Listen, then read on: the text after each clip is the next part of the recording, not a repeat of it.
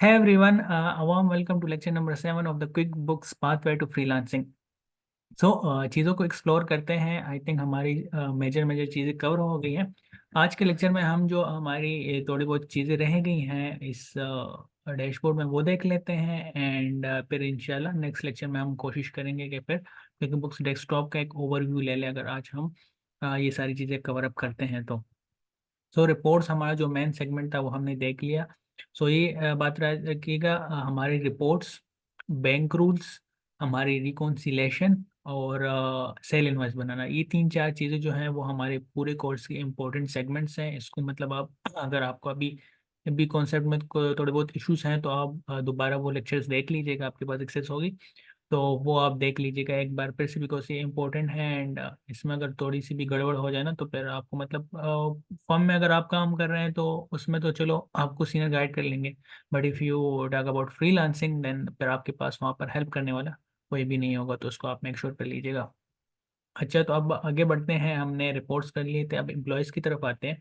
हमारी जितने भी कंपनी के एम्प्लॉयज़ होंगे उन सब की डिटेल्स यहाँ पर आपको इस एम्प्लॉयज़ वाली सेक्शन में मिल जाएंगी। यहाँ पर हम एम्प्लॉयज़ ऐड भी कर सकते हैं, रिमूव भी कर सकते हैं, एडिट भी कर सकते हैं। अभी करंटली हमारे पास कोई भी एम्प्लॉय नहीं है क्योंकि हमने एक न्यू कंपनी बनाई है, तो यहाँ से हम ऐड एन एम्प्लॉय पर जाएंगे। एम्प्लॉय का नेम एंड कॉन्टैक्ट लिख सकते हैं। फॉर एग्जाम्पल मैं लिखता हूँ एम्प्लॉय का नाम।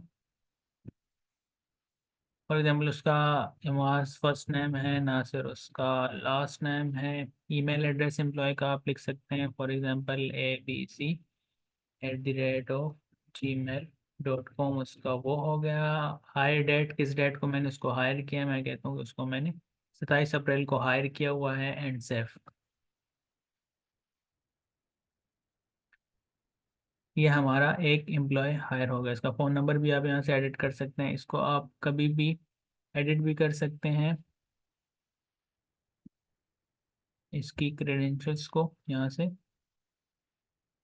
मैक इनएक्टिव और रन रिपोर्ट भी कर सकते हैं। रन रिपोर्ट में जितनी भी ट्रांजैक्शन हो चुकी होंगी इस एम्प्लॉय के साथ, फॉर एग्जांपल हमने सैलरी पे किया, बोनस पे किया, कोई और रेम्यूनरेशन वगैरह दिए, तो उनकी एक स्पेसिफिक पॉइंट ऑफ टाइम में उसकी एक्टिविटीज़ आप यहाँ से देख सकते हैं किसी भी एम्प्लॉयज़ को। फॉर एग्जांपल हम देखना चाहते हैं कि हम इस एम्प्लॉय को कितना पे करते हैं, कितना वो करते हैं, तो सारी डिटेल्स आपको ना यहाँ पर मिल जाएगी। किसी स्पेसिफिक डेट में आप सेलेक्ट करें और वहाँ पर आप ऐड ऑन करें। अभी जो कि हमने उसको राइट नाउ ऐड ऑन किया है, तो इसकी एक्टिविटी जो है कोई भी यहाँ पर नो डाटा हमारे पास शो हो रहा है, बिकॉज अभी तक इसके साथ कोई एक्टिविटीज़ नहीं हुई। जैसे जैसे हम एक्टिविटीज़ करते रहेंगे तो उनका डाटा यहाँ पर शो होता रहेगा। कोई आपको मतलब सीनियर कहे कि फॉर एग्जांपल मुझे फलाने एम्प्लॉय का डाटा निकाल कर दो, तो आप सिंपली एम्प्लॉयज़ में आएंगे और यहाँ पर उनको कर देंगे। अच्छा, इसमें भी एक चीज़ याद रखिएगा कि आप किसी भी एम्प्लॉय को डिलीट नहीं कर सकते। क्विक बुक्स में डेस्कटॉप हो या चाहे ऑनलाइन हो, वहाँ पर डिलीट का ऑप्शन नहीं देता। उसकी रीज़न भी ये है, फॉर एग्जाम्पल इस एम्प्लॉयज़ के साथ मैंने आज के दिन कोई ट्रांजेक्शन की, सही है, कल के दिन मैं उसको डिलीट करना चाहूँ तो अगर मैं उसको डिलीट कर दूं तो वो जो पुरानी वाली जितनी भी एंट्रीज है इनके साथ ट्रांजेक्शन हो चुकी होंगी उनका क्या बनेगा।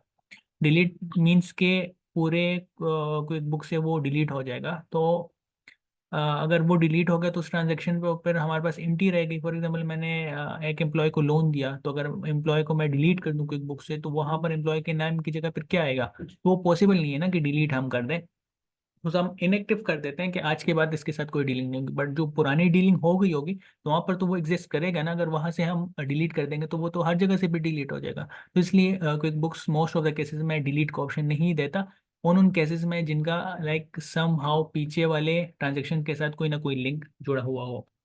तो ये हमने देख लिया।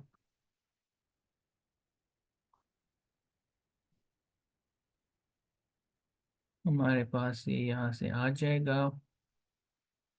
Again, QuickBook is slow, not because of our internet, but it's because के इसका अपना सर्वर स्लो है। सिंपली एम्प्लॉयज में हम, सॉरी मैं इधर आ गया, एम्प्लॉयज में जाना। एम्प्लॉयज में देखिए, आपके पास यहाँ पर इनएक्टिव है और रिपोर्ट का ऑप्शन आ रहा है, डिलीट का ऑप्शन नहीं आएगा, राइट। अच्छा, फिर मूविंग फॉरवर्ड एम्प्लॉयज में यही तरह यहाँ पर आप ऐड ऑन कर सकते हैं, डिलीट इनएक्टिव कर सकते हैं। ये सारे एक्शन है, एज सच इसमें कोई मतलब डिटेल वो है नहीं। एक्सप्लेनेशन जो कि कोई चीज़ हो सीखने वाली इसमें। फिर हम अपने बजट्स की तरफ आते हैं। बजट्स क्या है? अच्छा, आप में से किसी ने अगर वो देखा हो, अपना क्या कहते हैं उसे, सीएमए अगर किसी ने पढ़ा हो तो उसमें आपने बजट्स प्रिपेयर किए होंगे, या एमएफए अगर किसी ने पढ़ा हो तो उसमें भी आपने बजट्स वगैरह प्रिपेयर किए होंगे। तो हम क्या करते हैं, मैनुअली हम आई कैब हमें बजट बनवा कर देता था कि आप लिखो हमारा नेक्स्ट ईयर का एक्सपेंसेस कितना होगा, इनकम कितनी होगी, मैनुअली बजट बनाते रहो। बट क्विक बुक्स ऑनलाइन में वो विद इन सेकेंड ऑटोमेटिकली सारी चीज़ें हो जाती हैं, उसको हमें सीखने की ज़रूरत भी नहीं है। सो मैं कैब के बारे में कुछ नहीं कहूँगा, बट जस्ट थिंक के यार आप ऑटोमेटिक वे में वो कर सकते हैं। बट लर्निंग पेस के लिए अच्छी है, सीखनी चाहिए। कैब अच्छा करता है कि सिखा देते हैं। बिकॉज बजट तो हम बना लेंगे, बट उसको इंटरप्रेट करना, उसको यूज़ करना, फिर वो यहाँ पर क्विक बुक्स आपको नहीं सिखाता। वो तो डेफिनेटली फिर आपकी जो सी नॉलेज होगी वहीं से आप कर सकते हैं। तो सिंपली हम क्रिएट अ बजट में, वो आपसे पूछ रहे हैं you want to set up your budget, budget type profit and loss budget आप बना चाहते हैं ना कोई और। आप यहाँ पर पीरियड सेलेक्ट कर लें। फॉर एग्जांपल मुझे 2024 के लिए चाहिए, 25 26 कोई भी, मतलब फ्यूचर ईयर। आपको पता होगा कि बजट हम फ्यूचर ईयर के लिए बनाते हैं, तो मैं कहता हूँ मुझे फ्यूचर ईयर के लिए बना कर दो। फिर वो कहता है कि बजट फॉर्मेट क्या रखना चाहते हैं आप, कंसोलिडेटेड या सब डिवाइडेड। प्री फाइल डाटा वो आपसे पूछेगा कि आपने क्यूरेस पर जाना है, 23 24 21 20 फॉर एग्जांपल। कोई भी पुराने वाले डाटा की बेस पर आप नया बजट बनाना चाहते हैं। फिर कस्टम बैजेस वो आपसे पूछेगा, कोई आपने बैच वगैरह उसमें ऐड करना है नहीं करना, तो इस इतना ऐसे नहीं होता, इसके बगैर भी आपका हो जाएगा। अब ये प्रिपेयरिंग यूर बजट, ये आपके लिए बजट बना रहे हैं। And here it is. अच्छा, उसने आपके लिए एक बजट बनाया है जिसमें आपकी इनकम सारी आ रही है कि for example total budgeted income आपकी 1065 होगी। सेल्स डिटेल से उसने इंटरप्रेट किया है इस तरह से, मंथ बाय मंथ। वो कह रहा है कि अप्रैल में आपकी 1065 थी, मई में जीरो थी, इन दोनों में जीरो थी, फिर एक 165 है, आगे भी आपका जीरो जीरो एक्सपेक्ट है। इसको आप चेंज भी कर सकते हैं, आपके पास उसने एक फॉर्मेट दे दिया, इसको आप यहाँ से कर सकते हैं। फॉर एग्जांपल मैं कहता हूँ कि एक्सपेक्टेड रेवेन्यू मेरा नेक्स्ट मई में होगा 500, तो आप यहाँ से सिंपली इसको 500 कर दें, आपका 500 हो गया, सही। इस तरह फिर हमारी सर्विसेज भी देखिए, इसने 50 ली है इसने ऑटोमेटिकली कुछ ना कुछ ले ली है, इसको आप एडिट खुद कर सकते हो, बट उसने आपको एक बेसिक फॉर्मेट सारा बना कर दे दिया हुआ है। इंश्योरेंस अगर इसको हम वन बाय वन देखें तो सबसे पहले हमारे पास इनकम आ रही है, टोटल इनकम हमारे हो गई, फिर cost of sale, freight and delivery charges आ गई, कॉस्ट ऑफ सेल आ गई, एक्सपेंसेस में हमारे पास amortisation, bad debt, bank charges, ये सारे एक्सपेंसेस हमारे पास आ गए। वन बाय वन है, सारे एक्सपेंसेस शो हो रहे हैं। फिर हमारे पास टोटल एक्सपेंसेस का कॉलम है, and then we have other income का ऑप्शन। फिर हमारे पास टोटल इनकम आ गई, फिर other expenses, total other expenses, total net income हमारे पास यहाँ पर अब शो हो रही है। तो ये एक कंप्लीट चार्ट है पूरे साल का। इसको आप मंथली भी बना सकते हैं, हम क्वार्टरली भी इस तरह बना सकते हैं, ईयरली भी बना सकते हैं, हमारे पास तीनों ऑप्शन मौजूद हैं। तो ये हमारा बेसिक बजट हो गया क्यूरेस 2023। मैं क्यूरेस 2024 वाईडीडी करता हूँ, तो इस तरह मतलब डिफरेंट आप इसमें सेटिंग्स चेंज करके एक प्रॉपर बजट बनाएंगे। एंड देन यहाँ पर आपके पास ऑप्शन आता है कि सेव का, आपने सिंपली सेव करना है। बजट अपडेटेड सक्सेसफुली, आपका क्विक बुक्स में बजट अपडेट हो गया है। अभी आपको एक नोटिफिकेशन देगा कि क्विक बुक्स में edit इजी। अच्छा, इसको आपको कर दे, जस्ट वो रिव्यू फीडबैक मांग रहा था, तो अब इसको आपने सिंपली यहाँ से वो भी कर सकते हैं, रेफरेंस शो और रेफरेंस डाटा। यहाँ से भी आपके पास ऑप्शन आ जाती है कि कौन कहाँ से रेफर कर रहा है, तो इस तरह आप मतलब वो कर रहे हैं, सही है। तो इस तरह डिफरेंट ऑप्शन आपको क्विक बुक्स दे रहा होता है। इसमें आप ऑटो सेव बजट भी कर सकते हैं, हाइड एम्प्टी रोज, मतलब जो हमारे रोज एम्प्टी है उसको भी मैं हाइड भी कर सकता हूँ इस तरह। हमारे पास मतलब बिल्कुल कौन सा है उसने वो कर दिया हुआ है। अगर अनहाइड करता हूँ तो वो मुझे एम्प्टी रोज भी शो कर रहा होता है। तो इस तरह मतलब हम इसको डिफरेंट फॉर्मेटिंग करके चीज़ों को चेंज करके सेव कर सकते हैं अपनी ये। तो this was all about budgeting, कि किस तरह आपने विद इन फ्यू मिनट्स आप अपना एक प्रॉपरली बजट बना सकते हैं।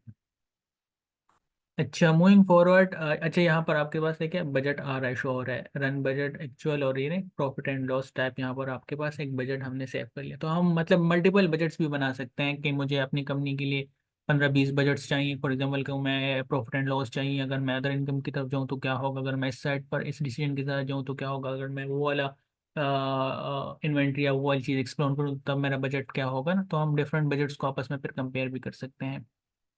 फिर मूविंग फॉरवर्ड टुवर्ड्स टैक्सेस, हमारे पास नेक्स्ट ऑप्शन आ जाएगा टैक्सेस का। टैक्सेस में जो हमारे पाकिस्तान में एफबीआर वगैरह लेता है, फॉरेन कंट्रीज में अपनी रेलिवेंट अथॉरिटीज़ होती हैं, तो उस तरह आप हर अपनी कंट्री के मुताबिक उसको सेटअप कर सकते हैं। सिंपली अपने सेटअप टैक्स में गए, वो आपसे पूछेगा कि टैक्स नेम क्या है। तो टैक्स नेम हम कोई भी रख सकते हैं। फॉर एग्जांपल मैं कहता हूँ सेल्स टैक्स, सेल्स टैक्स या जीएसटी आप उसको कह सकते हैं कि हमारा ये गवर्नमेंट सेल्स टैक्स होता है। पे टैक्स एजेंसी नेम कौन लेता है पाकिस्तान में? Federal board of revenue, federal board of revenue. फिर business ID number, business ID number आपका पाकिस्तान में एनटीएन होता है। फॉर एग्जांपल मैं कोई भी रैंडम 55987, इस तरह कोई भी रैंडम नंबर होता है आपका एनटीएन नंबर, इस तरह आपका आईडी कार्ड नंबर होता है। तो टैक्स की जुबान में एक आपका एनटीएन नंबर होता है, नेशनल टैक्स नंबर। फिर start of current tax period, तो पाकिस्तान में जुलाई ही होता है। फाइलिंग फ्रिक्वेंसी जो हमारी वो होती है, सेल्स टैक्स होता है उसकी मंथली होती है। जो इनकम टैक्स रिटर्न होते हैं वो फिर एनुअली होती है, बट वो तो एनुअली इसमें सेटअप करने की जरूरत नहीं है कोई बुक्स में, वो तो डेफिनेटली आप मैनुअली करेंगे ई डॉट उस पर आईरिस पर। बट यह है कि जो मंथली सेल्स टैक्स है उसका डाटा आप यहाँ से मतलब विथहोल्डिंग वगैरह कर सकते हैं। फिर रिपोर्टिंग पीरियड, एक्यूरल या कैश, तो टैक्स वाले जो है वो कैश पर चलते हैं, तो मैं कैश कर लें। तो this is tax collected on percentage. Yes, percentage हमारा पाकिस्तान में करंटली शो वो हो रहा है 18% से। अपॉन परचेजेस, तो यस परचेसेस के उस पर ये वो होता है purchase rate, purchase taxes reclaim से। तो इस तरह हमारे पास वो हो रहा होता है, सेल रेट भी और परचेज रेट भी दोनों इस तरह से होते हैं। तो सिंपली नेक्स्ट करेंगे, तो हमारा ready to track your taxes. You need to set up the direct tax portfolio in your country. You have created a video below that should visit the tax page. बस वो से अभी automatically हमारे पास sales tax setup हो गया है। अब for example मैं कोई भी मतलब सेल की वो करूँगा ना, तो मेरे पास ऑटोमेटिकली वो आ जाएगा।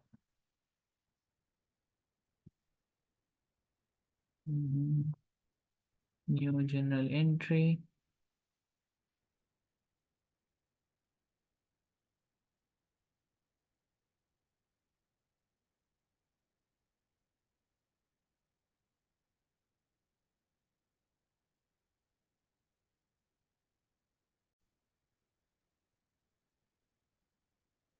अच्छा, आई थिंक सो कोई इंटरनेट का इशू आ रहा है हमारे पास। मैं इधर न्यू पर जाता हूँ दोबारा, जनरल एंट्री।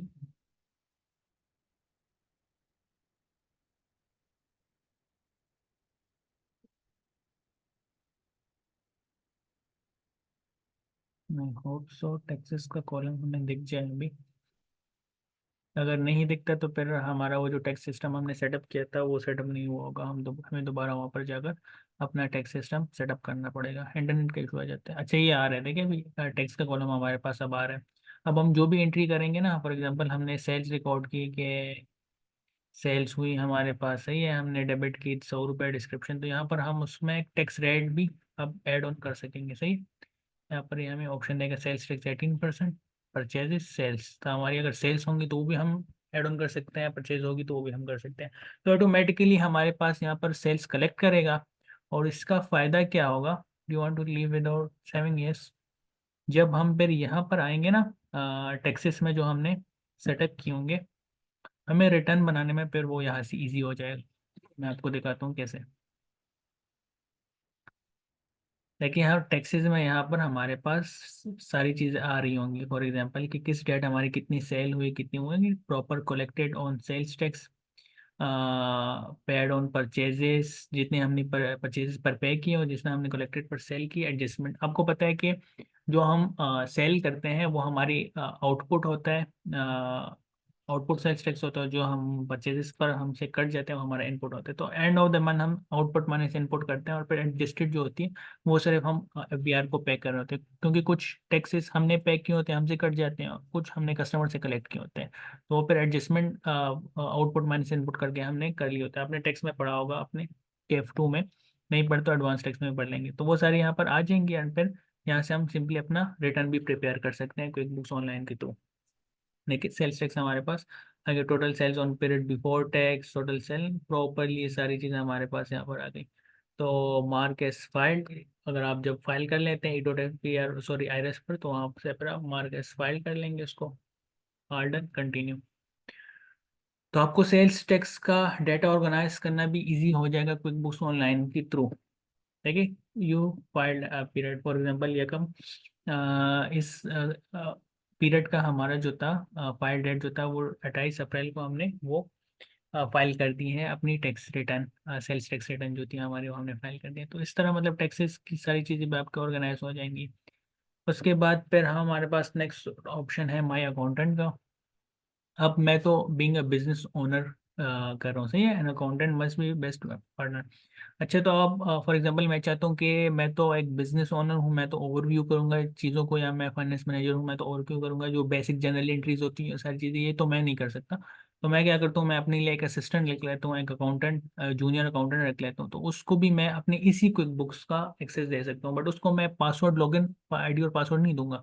उसको मैं एक इनविटेशन ईमेल दूंगा कि आप फॉर एग्जांपल ABC, इसका मैं ईमेल यहाँ पर लिखता हूँ, उसको मैं इनवाइट करता हूँ एज एन अकाउंटेंट। तो फिर उसके में क्या होगा, five note accountant no worries, admin से जो कम्युनिकेट। तो यहाँ पर आप अकाउंटेंट में जस्ट उसको पूरे एडमिन का वो नहीं होगा, एक्सेस नहीं होगा उसको, सिर्फ बेसिक बेसिक चीज़ों का वो होगा। वो डिपेंड करता है, वहाँ से सेटिंग्स में जाकर हम सेट कर सकते हैं कि मैंने अपने अकाउंटेंट को क्या क्या वो देखना है। वो अकाउंटेंट सेटिंग में मैं आपको फिर जाकर दिखा दूंगा कि हमने उसको क्या क्या मतलब फैसिलिटीज़ प्रोवाइड करनी है। मैं कहता हूँ कि उसको सिर्फ इतनी एक्सेस दो कि वो जनरल एंट्री कर ले, बेसिक रिपोर्ट जनरेट कर ले, दैट्स इट। वो मेरे बैंक के साथ छेड़छाड़ ना कर सके, या फिर मेरे बैलेंस शीट या बिजनेस ओवरव्यू बजट्स वगैरह के साथ छेड़छाड़ ना कर सके, तो वो एक्सेस मैं उसकी डिनाई कर सकता हूँ। जो जो मैं चाहूँगा कि उसको मैं इतनी इतनी एक्सेस दूँ, तो उसके पास सिर्फ उतनी एक्सेस होगी। जिस तरह आप एक फेसबुक पेज का एडमिन बनाते हैं, तो आपको पूछता है कि फॉर एग्जाम्पल आपने जस्ट उसके एक एडिटर की वो देनी है, एक्सेस देनी है आपने उसको, सिर्फ ग्राफिक्स की एक्सेस देनी है आपने उसको, जैसे इंसाइट्स की देनी है, नहीं उसको प्रॉपर पूरा एडमिन बनाना है ताकि उसके पास हर एक चीज़ की एक्सेस हो। तो ये सारी चीज़ें हमने देख ली। Now we have apps. Apps में क्या होगा, एप्स में यूजुअली हमारे पास डिफरेंट जो थर्ड पार्टी एप्स होती हैं, जिस तरह मैंने आपको स्टार्ट में दिखाया, हमारी वो होती कि मेल चिप्स मैंने आपको देखा है, जिस तरह हम मार्केटिंग वगैरह इस तरह कर सकते हैं। तो डिफरेंट थर्ड पार्टी एप्स जो हैं वो यहाँ पर आप इसके साथ कनेक्ट कर सकते हैं। कोई भी मतलब इनकम मैनेजमेंट, एक्सपेंस मैनेजमेंट, सारे डिफरेंट थर्ड पार्टी एप्स है जो इंटीग्रेट कर सकते हैं आप अपने क्विक बुक्स के साथ। तो इस तरह से आप डिफरेंट ऐप्स को यहाँ पर वो कर सकते हैं, इंटीग्रेट कर सकते हैं, एंड उससे आप डेटा इंपोर्ट एक्सपोर्ट सब कुछ कर सकते हैं। तो क्विक बुक्स आपको इंटीग्रेशन का भी वो दे रहे होते हैं। तो सारी चीज़ें हमारी यहाँ पर कवर अप हो गई हैं। नाउ मूविंग टूवर्ड्स के हमारे पास और क्या रह गया है। अच्छा यहाँ पर देखे तो हमने इनवॉइस भी देख ली, रिसीव पेमेंट भी देख ली, एस्टीमेट देख लिया, credit note, sale receive, refund receive, ये सारी मतलब सेल नोट के साथ ही रिलेट कर रहे होते हैं। रिफंड रिसीव फॉर एग्जाम्पल हमने किसी को रिफंड करना है तो उसकी हम एक रसीद दे देते हैं। और बाकी हमारे पास delete charges, add customer, customer भी हमने ऐड करना देख लिया। एक्सपेंसेस और सेल्स में हम देख लिया, specially check bills, pay bills, purchase order. तो सर डिफरेंट जो हम हमें डिफरेंट नोट्स है वो चाहिए होती है ना, bank deposit transfer, general entry statement, inventory adjustment, पे क्रेडिट, ये सारी चीज़ें हमने देख ली। इसमें एक चीज़ अगर आपको वो देखनी है कि फॉर एग्जांपल हमने एक ऑप्शन तो ये है कि बैंक में हमने पैसे जमा कराए, तो हम जनरल एंट्री में गए, हमने बैंक डेबिट किया, कैश क्रेडिट किया और हमारी एंट्री हो गई। दूसरी है कि हम डायरेक्टली यहाँ से भी एक बैंक डिपॉजिट के थ्रू भी हम एंट्री कर सकते हैं। सिंपली हम अपने बैंक डिपॉजिट वाले उस पर हमने क्लिक किया, यहाँ पर हम उसको बताएंगे कि हमने हमें अली ने पैसे भेजे, अकाउंट हमारा कौन सा था, इसके थ्रू उसने हमें भेजी। फॉर एग्जाम्पल हम कहते हैं कि सेल्स रिटेल हमने की, डिस्क्रिप्शन अली ने रिसीव्ड अमाउंट फ्रॉम अली और गुड्स और, सही। तो इस तरह पेमेंट मेथड उसने क्या किया, कैश के थ्रू किया, चेक के थ्रू, क्रेडिट कार्ड के थ्रू, डेबिट। तो इस तरह आप वो भी ऐड कर सकते हैं। रेफरेंस नंबर कोई हाल ही के साथ आपका हो तो वो आप ऐड कर दें। अमाउंट उसने कितनी पे की, मैं कहता हूँ 1000 रुपये की। टैक्स उस पर कटा या नहीं, तो मैं कहता हूँ कि हाँ, हाँ सेल्स टैक्स जो है, क्योंकि हमारी सेल्स है तो सेल्स टैक्स आ जाएगा। दूसरा कर दिया अभी ऑटोमेटिकली वहाँ पर अलाइड बैंक से ये आपके चले जाएंगे। अगर आपने बैंक चेंज करना है तो वो भी आप चेंज कर सकते हैं। टैग कोई ऐड करना है तो वो भी कर सकते हैं।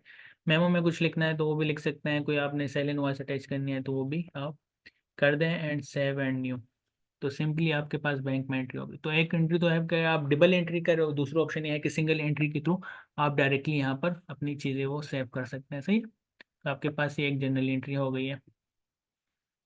इस एंट्री को देखेंगे कहाँ से? आपको मैंने बताया हुआ था कि रिपोर्ट्स में जाए, रिपोर्ट्स में जाकर ट्रांजैक्शन लिस्ट बाय डेट, वहाँ पर आपको बाय डेट एंट्री शो हो गई होगी। देखिए क्विक बुक्स में अपने पास वो भी चली गई है, बैलेंस चेंज हो गया बिकॉज हमारी एंट्री हो गई है। तो ये चीज़ें हमारी हमने देख ली। और इसमें है क्या है, ट्रांसफ़र। ट्रांसफ़र फॉर एग्जांपल आपके दो बैंक अकाउंट से, एक बैंक अकाउंट से आपने दूसरे बैंक अकाउंट में पैसे ट्रांसफ़र करने हैं, दोनों आपके अपने ही बैंक अकाउंट है। तो इसलिए यहाँ पर आप लिख दे के कौन से बैंक से आपने पैसे ट्रांसफ़र किए, कौन से बैंक को आपने ट्रांसफ़र किए। सही है? आपने अमाउंट कितनी रखी वो भी आप चेंज कर सकते हैं। बैलेंस अब दोनों में सेम ही है, इसलिए मैं अगर मैं कैश एंड कैश इक्विवेलेंट यहाँ पर रख दूँ तो फिर हमसे पूछेगा कि फॉर एग्जांपल वहाँ पर तो है ही पैसे जीरो ना, तो इस तरह आप डिफरेंट ऐड कर देंगे एंड सेव एंड न्यू करेंगे। तो आपके पास वो ट्रांसफर अमाउंट, कितने अमाउंट आपने ट्रांसफर करनी है। फॉर एग्जांपल मैंने बैंक से कैश एंड कैश इक्विवेलेंट में 10 रुपये ट्रांसफर करने। सही? तो सेव एंड न्यू, तो मेरे 10 रुपये बैंक से उधर ट्रांसफर हो गए। डन। इस तरह भी आप कर सकते हैं। इसके अलावा यहाँ पर न्यू में कोई ऑप्शन नहीं है, सारी हमने देख ली है। अब यहाँ पर सेटिंग्स में आते हैं। सेटिंग्स में हमारे पास अकाउंट एंड सेटिंग हमने सारा देख ली था अपनी इनिशियल लेक्चर्स में।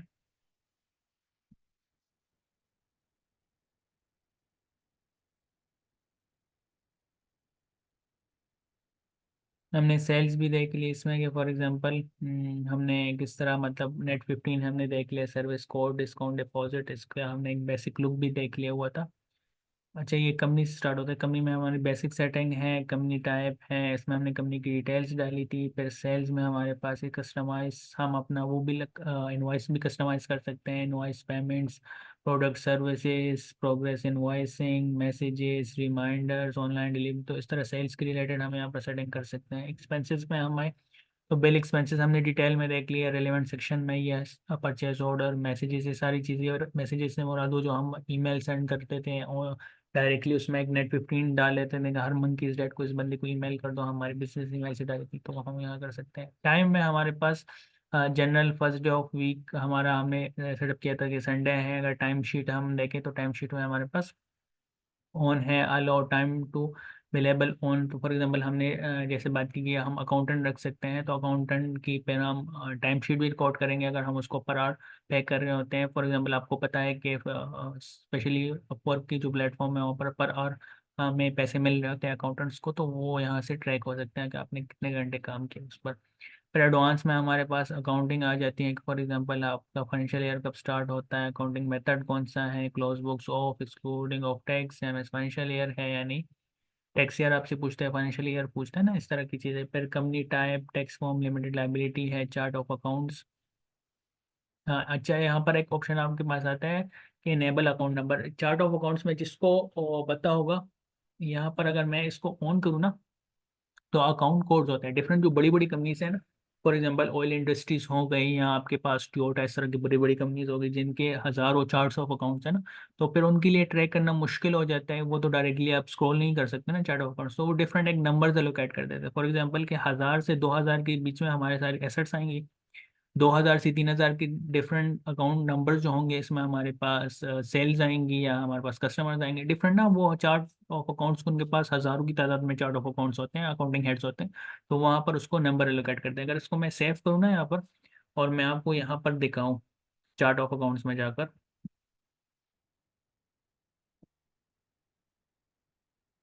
तो यहाँ पर अब हमारे पास एक, हर एक चार्ट ऑफ अकाउंट के साथ एक कोड नज़र आ रहा होगा। देखिए नंबर, अब हम हर एक अकाउंट को आप एक नंबर दे सकते हैं। इसको मैं एडिट करता हूँ। अभी हमारे पास नंबर मांगेगा, फॉर एग्जाम्पल 1001 इसका, तो मैं कहता हूँ कि 2500 इसका नंबर है, सही है, 7 क्रॉस। रेफरेंस नाम इसको अकाउंट ऐसे फॉर एग्जाम्पल 2500, 2501, 2502, 2503, 2504 ना, इस तरह फिर 2500 के अंदर डिफरेंट अकाउंटिंग हेड्स होते हैं। आपको बताइए हमारे ब्रॉड वो हैं चार्ट ऑफ अकाउंट्स है, इसके अंदर भी फॉर एग्जांपल अकाउंट्स पेबल के अंदर मैं फिर 4 5 6 अकाउंट्स डाल सकता हूँ। For example accounts payable to Ali, accounts payable to mister A, mister B, mister C ना, इस तरह डिफरेंट मैं इसमें ऐड ऑन कर सकता हूँ। तो ये हमने देख लिया। अकाउंट सेटिंग में वापस जाएंगे।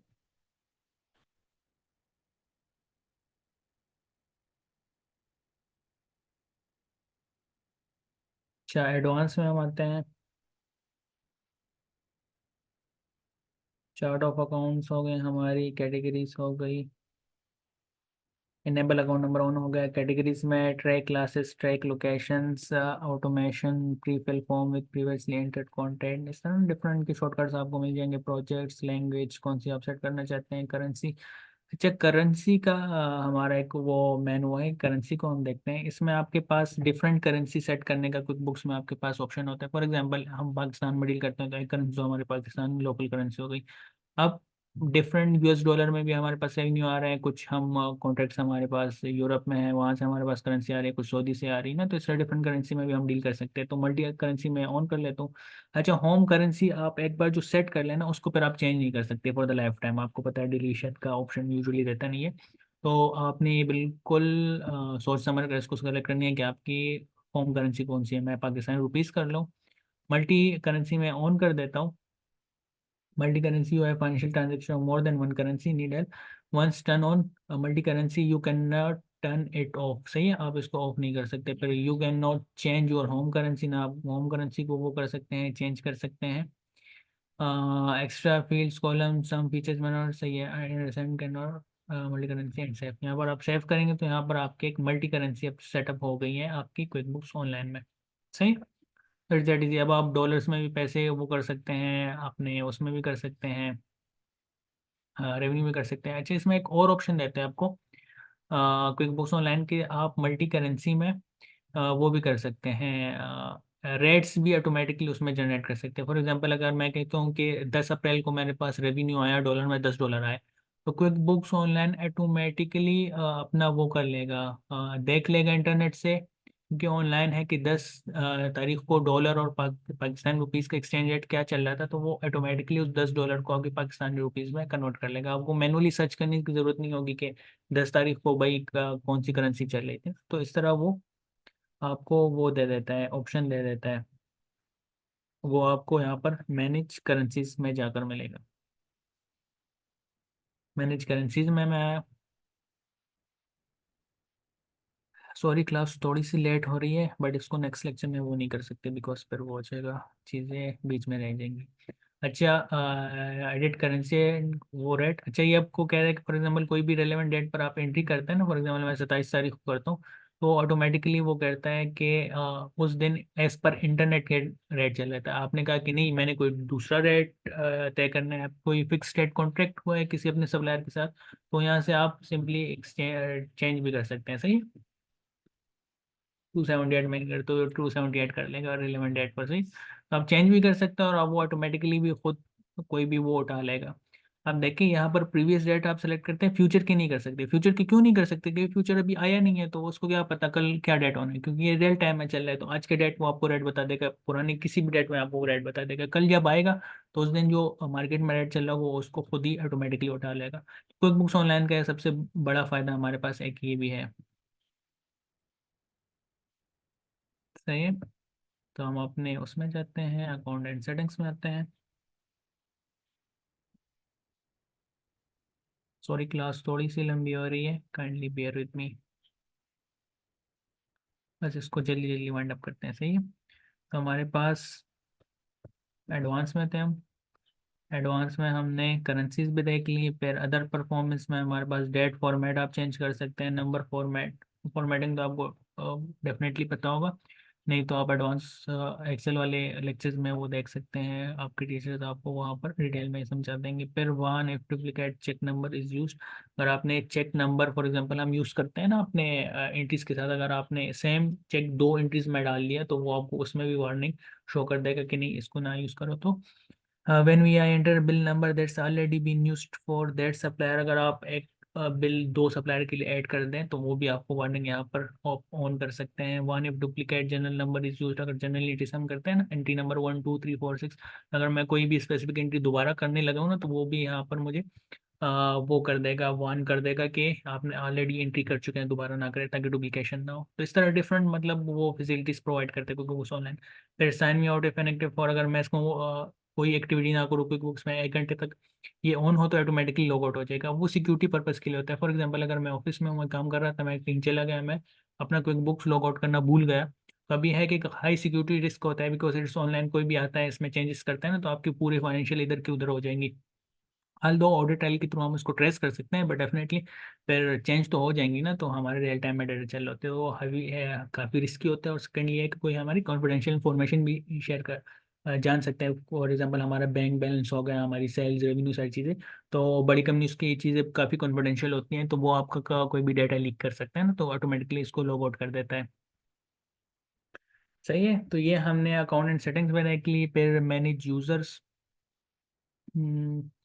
मैनेज यूजर्स में आते हैं।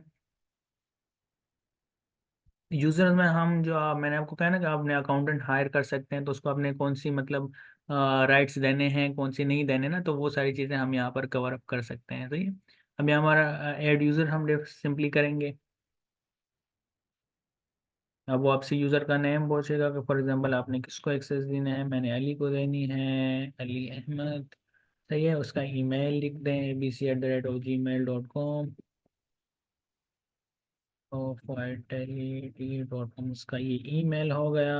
उसकी रोल्स क्या होंगे, सेलेक्ट रोल्स। अच्छा, अभी इसके आप वो रोल्स डिफाइन कर सकते हैं, standard, all access, standard, no access, standard limited, customers only, limited suppliers only, company admin, view company reports, track time only. सही है, ट्रैक टाइम हो गया स्टैंडर्ड। तो इस तरह डिफरेंट आप उसको वो कर सकते हैं। सही है, उसके एक्सेस आप कर सकते हैं। सेल्स में फुल एक्सेस है उसको, उसको आप चेंज कर सकते हैं, फॉर एग्जांपल इनवॉइसेस वगैरह, ये सारी चीज़ें ये कर सकेगा।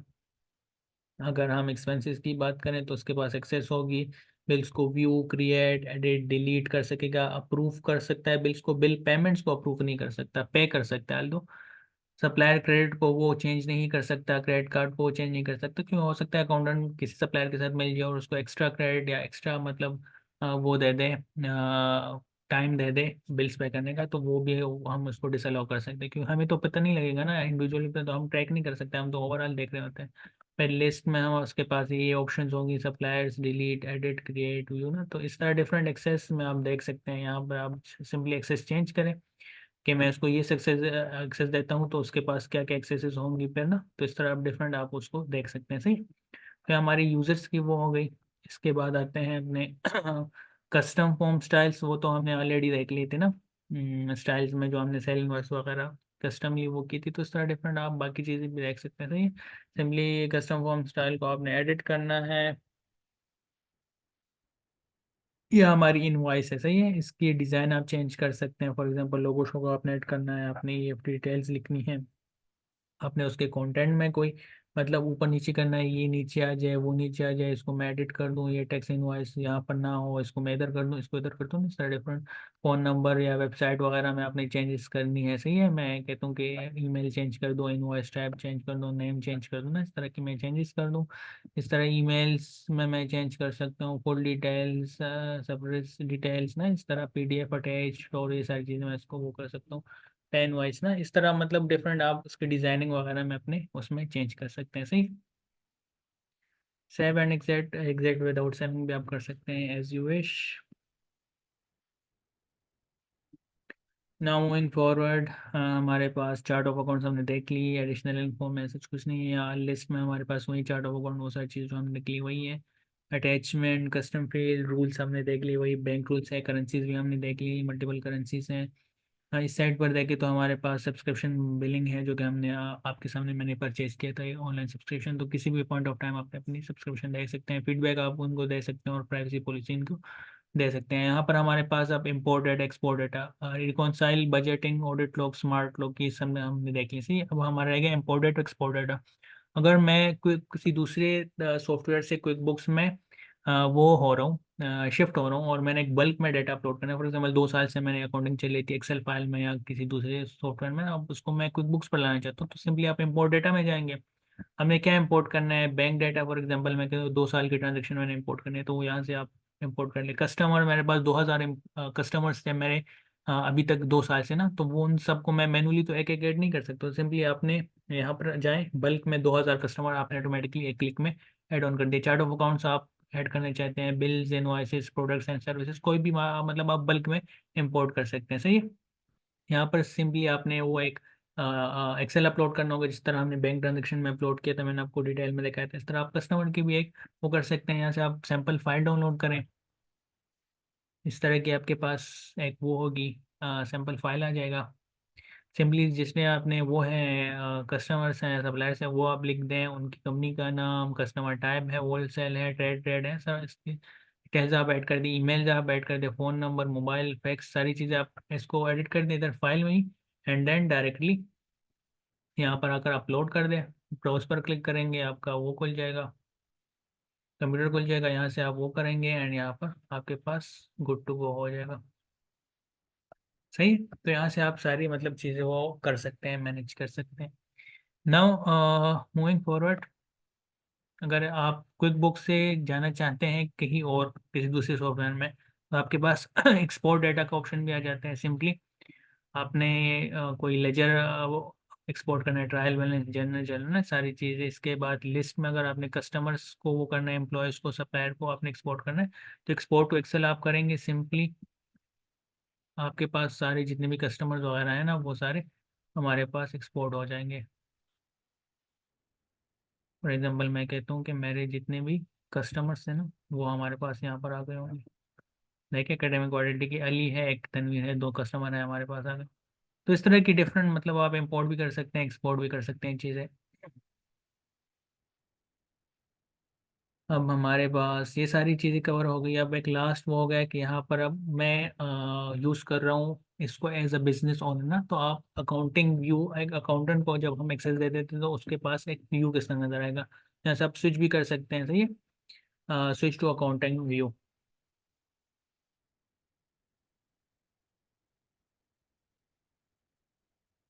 तो जब अकाउंटेंट हमारा लॉगिन करेगा तो उसको व्यू कुछ इस तरह नजर आएगा।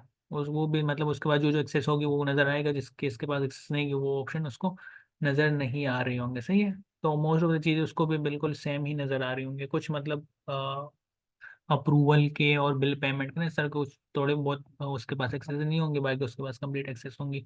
आपने अगेन उसकी तरफ जाना है,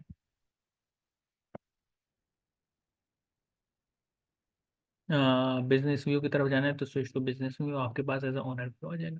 so this was all about quick books के हमने किस तरह चीज़ें की। अच्छा, लास्ट बट नॉट लीस्ट मैं आपको एक वो दिखाता हूँ, जुगाड़ दिखाता हूँ कि डिफरेंट ये सारी चीज़ें होंगी ऑटोमेटिक चीज़ें ना, बट यूजुअली जो पाकिस्तानी क्लाइंट्स के साथ मैं फॉलो करता हूँ, वो मैं क्या करता हूँ कि पूरे मंथ का डाटा, फॉर एग्जांपल एक कंपनी है, उसने हर महीने कुछ स्पेसिफिक ट्रांजेक्शन होती है, बल्कि मोस्ट ऑफ द 80-90% ट्रांजेक्शन जो होती है वो उसने सेम कर रहा होता है। सही है। उसमें वो चेंज, फॉर एग्जांपल सैलरीज है, सेम एम्प्लॉयज है, सेम सैलरी है, हर मंथ वही सैलरीज पे होती है। बिल्स है, सेम बिल्स है, हर महीने वही पे होते हैं। सेल्स हैं, कुछ कस्टमर्स है, रेगुलर कस्टमर्स हैं, वो वही उनको सेम वो हो रहे होते हैं, सेल्स हो रहे होते हैं सेम सेम, मतलब 80-90% ट्रांजेक्शन हर महीने हमारी सेम होती है। फॉर एग्जाम्पल इंटरनेट बिल है, हर महीने अपने पे करना है, बिजली का बिल है, हर महीने पे करना है, एम्प्लॉयज़ को सैलरी है, हर महीने अपने पे करनी है, रेंट है, हर महीने अपने पे करना है। तो इस तरह इसके लिए आपके पास एक शॉर्टकट है, आपने सिंपली यहाँ पर रिपोर्ट्स में आना है।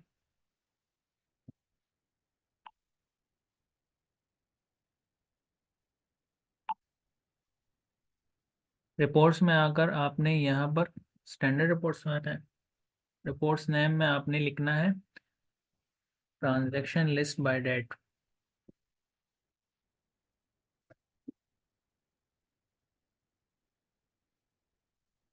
Transaction list by date. यहाँ पर फॉर एग्जांपल हमारे पास पिछले मंथ की एंट्री आ रही है। अब ये बिल है, हमने लास्ट टाइम एयरटेल का बिल पे किया था, सही है। सिंपली मैं इस पर आया, क्लिक किया मैंने ये सेम एंट्री दोबारा करनी है। मोर पर आएंगे, यहाँ पर ये मेरा ओपन हो रहा है उसका जूम का। मोर पर आएंगे, यहाँ पर आपने इसको करना है। 1 मिनट, आई थिंक ये वो डिपॉजिट वाली एंट्री है, यहाँ से नहीं होगी। जो हमने जनरल एंट्री की है ना, सिंपल डायरेक्टली जो हमने जनरल एंट्री की थी, उसको हम कॉपी कर सकते हैं। ये जो चेयर वाली हमने मैनुअली की थी, सही है। ये आ गई हमारे पास। सिंपली आपने मोर पर आना है, मोर पर आपको कॉपी का ऑप्शन आएगा। अब ये चेयर हमने लास्ट मंथ बाई की, हमने दोबारा चेयर बाई की। एक ऑप्शन तो है कि अब जनरल एंट्रीज में जाए, दोबारा ये सारी चीज़ें लिख के फर्नीचर और ये मतलब सारी चीज़ सेम है, सेम रिकरिंग एंट्री। आप मोर पर आए, कॉपी करें, इसी एंट्री का सेम आपको कॉपी बना देगा। आप डेट चेंज करें, जनरल नंबर चेंज करें, अगर अमाउंट सेम है तो वेल एंड गुड, नहीं तो वो चेंज कर ले। बाकी डिस्क्रिप्शन में अगर कोई चेंजेस है नहीं तो सेव कर ले। वही सेम एंट्री आपके पास उसी टाइम हो गई, बस दैट्स इट। इतना सा मतलब वो होता, इसमें ऐसे कोई वो नहीं थी। मतलब आपका काम आसान हो गया। सो दिस इज, ये है कि आपका मतलब वो हर एक एंट्री को आप दोबारा दोबारा नहीं कर रहे होंगे, आप विद इन सेकंड मतलब एक एंट्री दोबारा कर लेगा। अब जो मैं फर्स्ट टाइम कर रहा था एंट्री, मुझे ऑलमोस्ट 1 मिनट लग गया था। अब दोबारा जब मैंने कॉपी की तो मुझे 5 या 10 सेकंड लगे होंगे हार्डली। इसका मतलब चीज़ें हमारे ऑटोमेटिक वे में हो जाएंगी। तो this was all for today. I think हमने सारी चीज़ें कवर कर ली हैं। अब नेक्स्ट में हम इसको एक रिवीजन लेंगे इस पूरे क्विक बुक से, और फिर हम क्विक बुक डेस्कटॉप की तरफ जाएंगे। So that's was all for today. Thank you so much everyone and have a good day. Thank you.